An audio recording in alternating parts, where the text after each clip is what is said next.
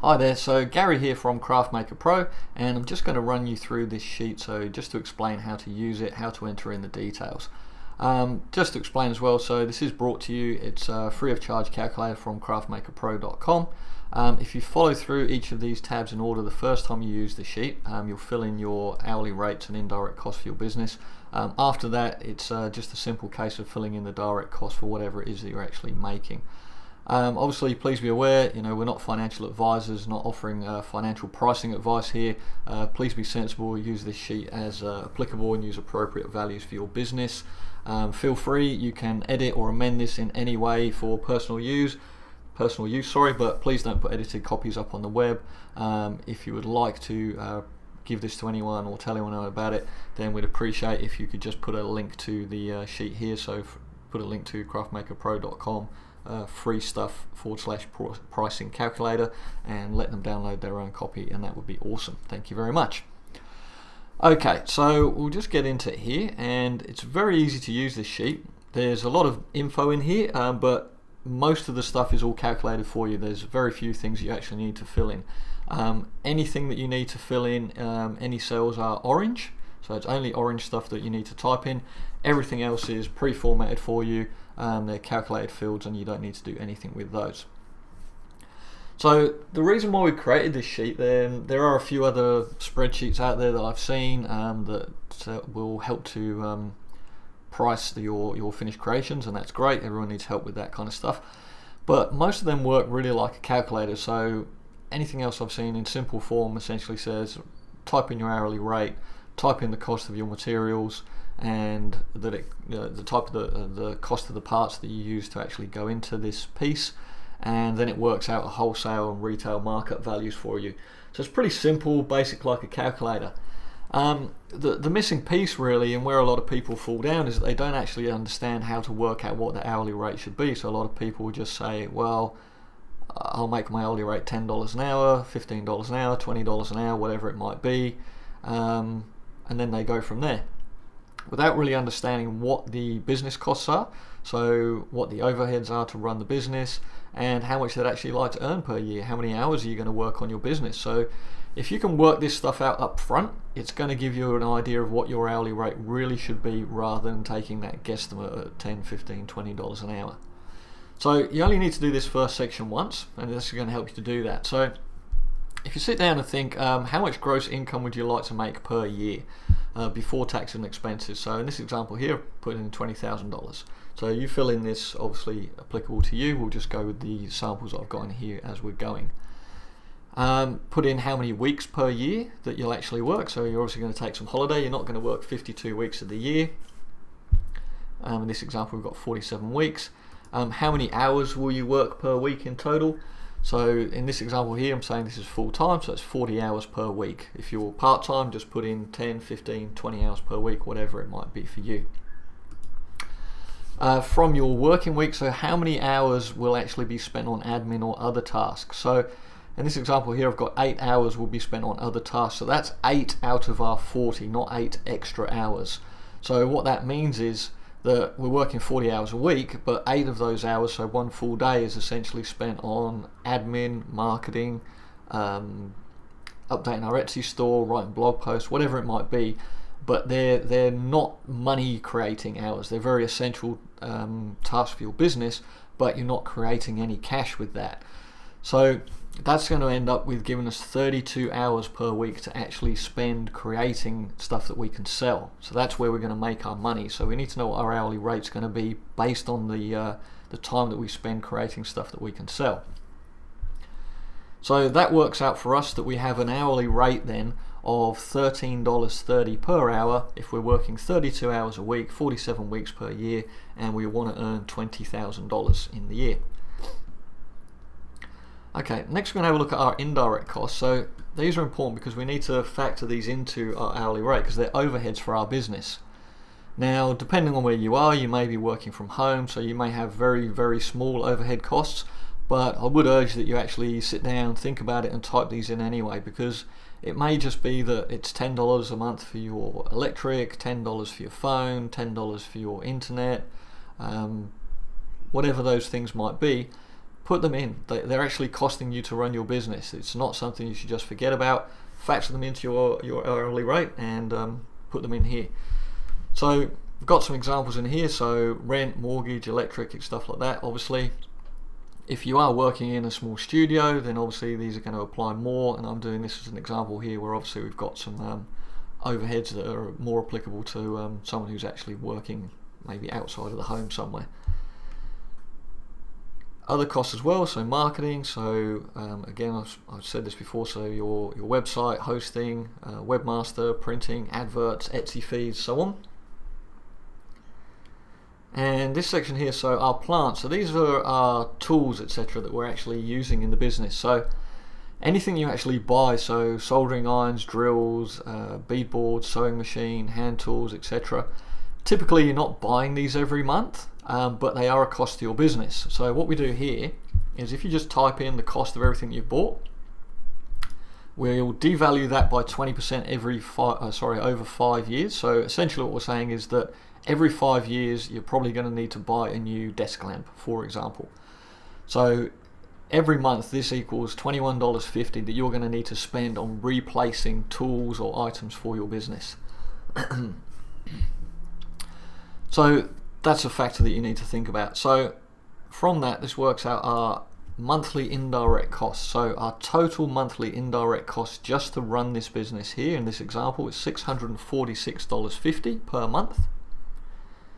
We've already done our creative working hours, so we know that it's 32 hours per week that we're actually creating. So our indirect costs for every working hour are $5.05. So what that means is that every creative hour that we work, you need to charge $5.05 as well, just to ensure that the bills that your business incurs are paid. So that's going to cover your overheads. So your actually hourly rate needs to be the $13.30 that we calculated in the first tab, plus $5.05.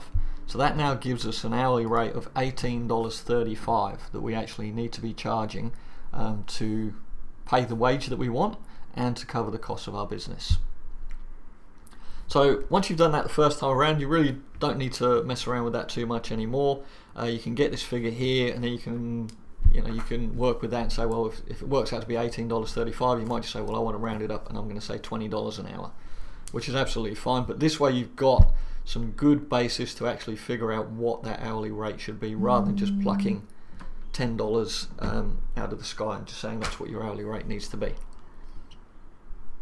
So after that, now all we need to do is go to our direct costs. So this is where anytime you come back to this sheet and you've actually made something, now you can have a quickly jump into this direct costs. You just simply type in whatever the cost for the raw materials are. So in this case I've got some beads, string and clay. I just said it's $3, $1 and $1.20. So my total raw materials are calculated down here, $5.20, and as you remember, anything in orange, that's where we can type stuff in. Some packaging, so if you're going to send it out, you've got packaging costs, so tissue, paper, etc. Postage maybe, so a couple of dollars for postage. Put in the labour time, so how long it's actually taking you to create this piece. So in this case I've got 30 minutes in here, and that will then tell me my total labour cost. So $9.17, so 30, so obviously that's half of our $18.35 we worked out that we need it to actually be.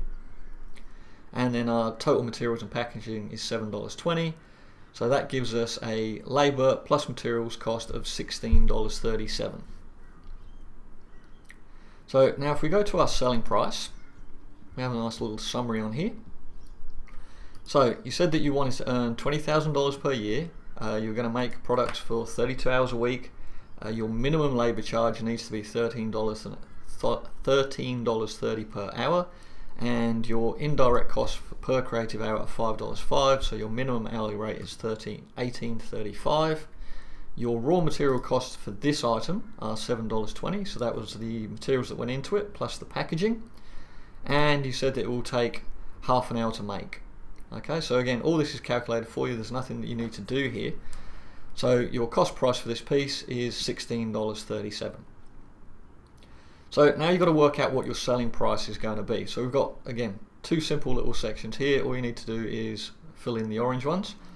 So you need to work out the markup rate. So what are you actually going to mark this up at? Now this is up to you, but normally sort of 2, 3, 4 times. It kind of depends if you're selling directly or if you're selling to on consignment, maybe to a wholesale store, something like that.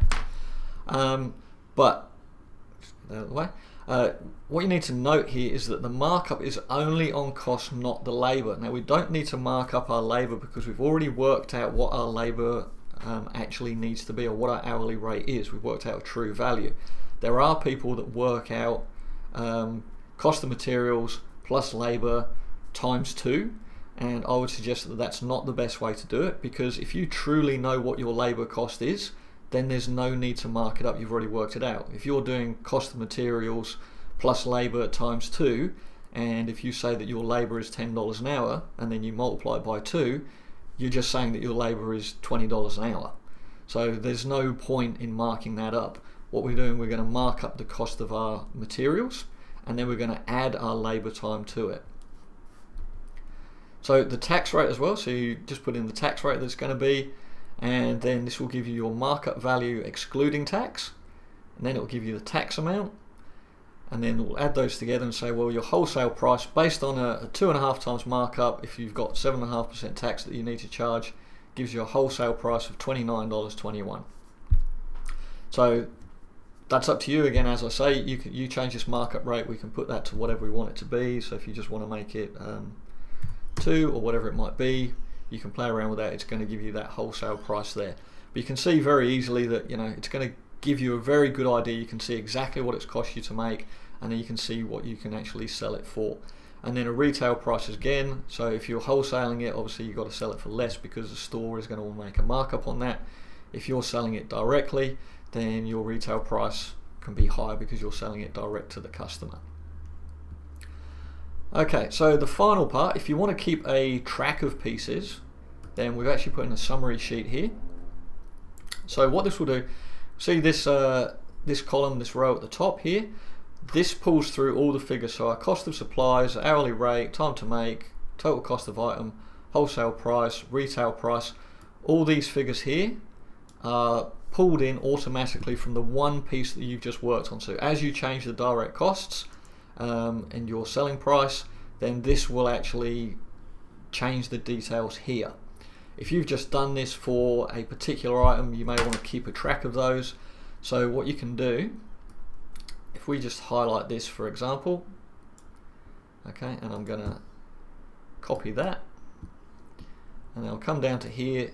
So you can just add them in row by row basically just to save them. So the important thing to do, so I'm just right clicking here in this cell. So I'm just going to right click. Depending on your computer, what version of Office you've got may be slightly different. But what you need to do is do paste special. So click paste special. Just bring that into shot here. And then values and OK.